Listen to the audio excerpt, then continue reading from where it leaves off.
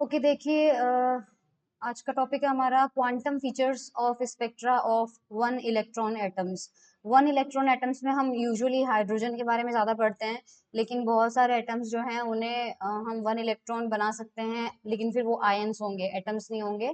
सो यहाँ पर आप देखिए कि जो वन इलेक्ट्रॉन आयंस हैं, उनके एग्जाम्पल में हीलियम आयन आता है, क्योंकि उसमें से हीलियम प्लस आयन आता है, लिथियम प्लस 2 आयन आता है, बेरिलियम प्लस 3 आयन आता है, इस तरह से यूरेनियम 91 प्लस आयन भी आता है। इन सब में एक ही इलेक्ट्रॉन होता है। हाइड्रोजन एटम में Z इज इक्वल्स टू 1 होता है, लेकिन हीलियम में, लिथियम में इनके लिए Z जो है वो 2 एंड 3 एंड सो ऑन होते हैं। तो ये एटम्स जो है वो हाइड्रोजन लाइक एटम्स कहलाते हैं, हालांकि ये है ये आयंस। तो हम क्या करेंगे, सबसे पहले इसके फीचर्स देखेंगे। हालांकि 11th 12th के अंदर भी आप लोगों ने ये पढ़ रखा है, तो आपको पता है कि इसके अंदर हमारे पास लाइमन, बामर, ब्रैकेट और पास्चन ये सीरीजेस मिलती हैं हमको। तो जो हाइड्रोजन का स्पेक्ट्रा होता है उसके अंदर जो स्पेक्ट्रम में लाइंस हमें मिलती है, उन लाइंस की जो वेव नंबर होती है, वेव नंबर को हम न्यू और उसके ऊपर बार लगा के रिप्रेजेंट करते हैं। और ये जो होती है वो अगर हम स्पेसिफिक उसके लिए बात करें तो हमारे पास ये किसके प्रोपोर्शन होती है, वन, यूजुअली क्या होती है, 1/n1² माइनस 1/n2²। ठीक है। N1 N2 क्या है कि कौन से वाले लेवल से कौन से वाले लेवल में ट्रांजिशन होगा। तो ये अलग अलग सीरीज के लिए अलग अलग होते हैं। तो हमारे पास यहाँ पहली सीरीज होती है, लाइमन सीरीज होती है। करेक्ट। लाइमन सीरीज के अंदर हमारे पास जो, अच्छा, ये जो वेव नंबर होता है इसको लिखने का दूसरा तरीका होता है 1/λ, 1/λ। तो 1/λ, और क्योंकि प्रोपोर्शनल था ना, तो उस कांस्टेंट को हटाने के लिए, उस साइन को हटाने के लिए यहाँ पर रिडबर्ग कांस्टेंट जो होता है वो लगाया जाता है। और यहाँ पे 1/1² माइनस 1/n², एन की वैल्यू अगर 2, 3, 4 से लेके इन्फानाइट तक होती है, तो यहाँ पर हमारे पास में जो सीरीज हमें मिलती है, बहुत सारी लाइनें मिलेगी 2 से 1 में। करेक्ट। 2 से 1 में, 3 से 1 में, 4 से 1 में, इस तरह से। तो वो सीरीज होगी लाइमन सीरीज। इसी तरह से बामर सीरीज की अगर अपन बात करें तो बामर सीरीज के अंदर क्या होगा, ये वाला फॉर्मूला अप्लाई होगा, और आपने पढ़ रखा है। यहाँ पे 1/2² माइनस 1/n² होगा, n की वैल्यू 3, 4, 5 एंड सो ऑन होगी। थर्ड सीरीज हमारे पास पास्चन सीरीज है।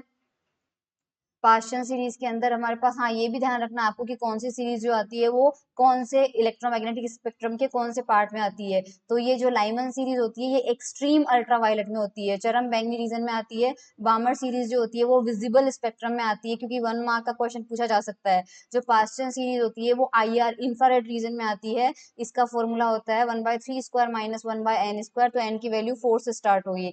ब्रैकेट सीरीज जो होती है वो एक्सट्रीम IR रीजन के अंदर आती है, इसका फॉर्मूला ये होता है, और n की वैल्यू 1, 5, 6, 7 होती है, और फॉर्मूले में 1/4² माइनस 1/n² आता है।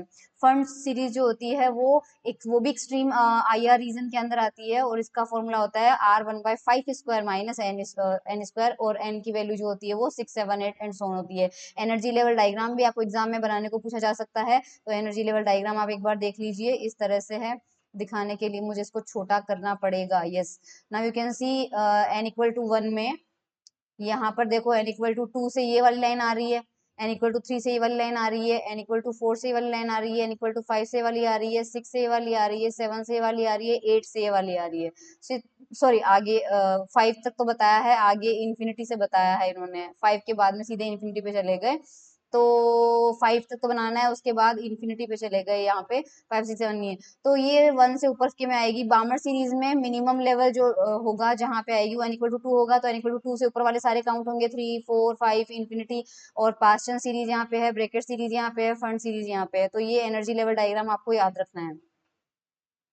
ओके, तो ये एनर्जी लेवल डायग्राम हो गया। अब अगर अपन ये सिर्फ हाइड्रोजन के लिए था, अगर हाइड्रोजन के अलावा 1 इलेक्ट्रॉन हाइड्रोजन लाइक एटम की बात करें, जैसे कि हीलियम प्लस, लिथियम प्लस 2, है ना, जिनके पास में चार्ज जो होता है वो प्लस का Ze होता है न्यूक्लियस के अंदर, उनके लिए फॉर्मूला थोड़ा सा अलग होता है। तो उनके लिए wave number is 1/λ is R के साथ में यहाँ पे Z² होगा, और 1/n1² माइनस n2² होगा। R हम पहले की तरह यहाँ पे क्या है, रिडबर्ग कांस्टेंट है।